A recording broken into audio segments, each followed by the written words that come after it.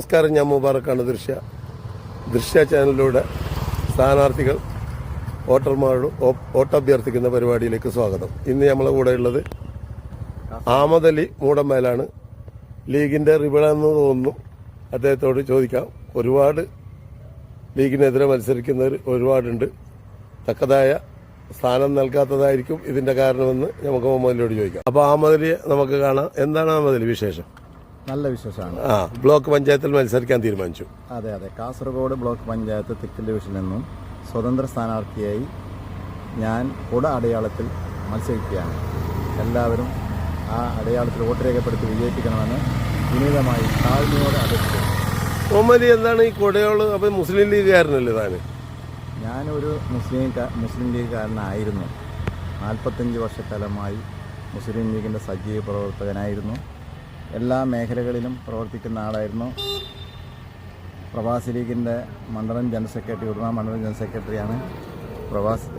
മുസ്ലിം ലീഗിൻ്റെ ഉദുമ നിയോജക മണ്ഡലം വർക്കിംഗ് കമ്മിറ്റി മെമ്പറാണ്. അതുപോലെ തന്നെ ചെമ്മനാട് പഞ്ചായത്ത് മുസ്ലിം ലീഗിൻ്റെ വർക്കിംഗ് കമ്മിറ്റി മെമ്പറാണ്.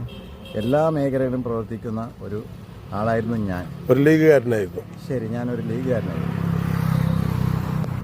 ഇപ്പോൾ എന്താണ് ഇങ്ങനെ റിബലായിട്ട് മത്സരിക്കാൻ കാരണം? നമ്മുടെ വാർഡ് കമ്മിറ്റി മത്സരിക്കണമെന്ന് എന്നോട് ആവശ്യപ്പെടുകയും അതനുസരിച്ച് വാർഡ് കമ്മിറ്റി 1-2 കത്തുകൾ പഞ്ചായത്ത് മുസ്ലിം ലീഗ് കമ്മിറ്റിക്കും അതുപോലെ തന്നെ ഉദുമ നിയോജക മണ്ഡലം മുസ്ലിം ലീഗ് കമ്മിറ്റിക്കും നൽകിയുണ്ടായി. കൂടാതെ ഒരു പ്രവാസി ലീഗ് ഉദുമ നിയോജക മണ്ഡലം കമ്മിറ്റി, കാസർഗോഡ് ജില്ലാ പ്രവാസി ലീഗ് കമ്മിറ്റി കത്ത് കൊടുത്തിട്ടും അതിനൊരു വില പോലും കൽപ്പിക്കാതെ അത് വേറൊരു സ്ഥാനാർത്ഥിയെ ബ്ലോക്കിൽ നിന്ന് പുറത്തുനിന്ന് കൊണ്ടുവന്ന് മത്സരിപ്പിക്കുന്ന ഒരു രീതി അത് ശരിയല്ല എന്ന് തോന്നിയതുകൊണ്ടാണ് ഞാൻ ഒന്നിച്ച് നിൽക്കുന്നത്. ഈ ബ്ലോക്ക് പഞ്ചായത്തിൽ മത്സരിച്ച് ജയിക്കുമോ? മത്സരിക്കുന്നത് എല്ലാവരും ജയിക്കാനാണ്. അതിന് ഒരു ഇതില്ല എന്നത്. പിന്നെ അതാണ് എൻ്റെ ഇത്.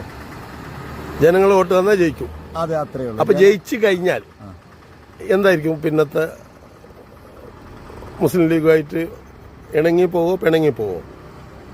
അതൊന്നും ഒരു തീരുമാനത്തിലെത്താനുള്ള സമയമല്ല ഇത്. കാരണം ഇപ്പോൾ ഒരു സ്ഥാനാർത്ഥിയാണ്.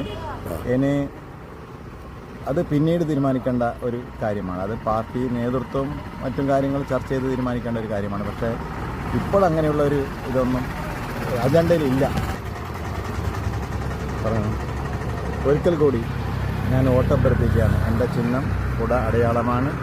കാസർഗോഡ് ബ്ലോക്കിലെ തെക്കൽ ഡിവിഷനാണ് മത്സരിക്കുന്നത്. എല്ലാവരുടെ സഹായ സഹകരണം പ്രതീക്ഷിച്ചോളൂ. ഇതിനു മുമ്പ് മത്സരിച്ചിട്ടില്ല എപ്പോഴെങ്കിലും? ഇല്ല, മത്സരിച്ചിട്ടില്ല. ഇതുവരെ ഒരു ചാൻസ് ലീഗ് തന്നില്ല? ഇല്ല, മത്സരിക്കാനൊന്നും ഒരു ചാൻസ് തന്നില്ല. ഇല്ല, മത്സരിക്കാൻ ഞാൻ അങ്ങനെ ഒന്നും ആഗ്രഹിക്കുന്ന ഒരാളായിരുന്നില്ല. ഞാൻ പാർലമെന്ററി രംഗത്ത് അങ്ങനെ ഒരു മത്സരിക്കാനോ അല്ലെങ്കിൽ സ്ഥാനമാനങ്ങൾ തേടി പോകുന്ന ഒരാളായിരുന്നില്ല ഞാൻ.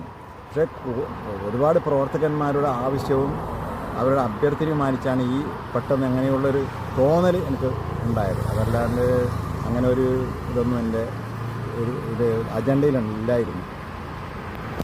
ഓക്കെ, തീർച്ചയായിട്ടും ജയിച്ചു വരട്ടെ, പ്രാർത്ഥിക്കാം. എല്ലാവിധ ആശംസകളും നേരുന്നു. ഓക്കെ, ദൃശ്യക്ക് വേണ്ടി മുബാറക്ക് നിങ്ങളിവിടെ ഉണ്ട്.